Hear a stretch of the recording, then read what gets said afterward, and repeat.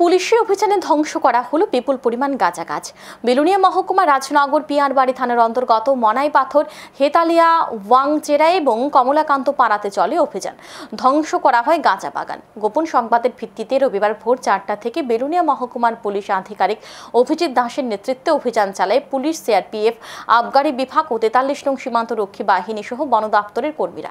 অভিযানের পর মনাই পাথর, হেতালিয়া, ওয়াংচেরা ও কমলাকান্ত পাড়ার গভীর জঙ্গলে সংরক্ষিত বনভূমিতে দেখা যায় গাঁজা বাগান। গাঁজা গাছের সন্ধান পেয়ে 32,000 পরিপক্ক গাঁজা গাছ ধ্বংস করা হয়। পুলিশ অবৈধ গাঁজা বাগানের মালিকের খোঁজে তদন্ত শুরু করেছে। এই ধরনের অভিযান আগামী দিনেও জারি থাকবে বলে জানান রাজনগর পিয়ারবাড়ি থানার ওসি রতন রবি দাস। আজকে আমাদের পিয়ারবাড়ি থানা আমাদের এসডিপি বেলুনিয়া স্যারের নেতৃত্বে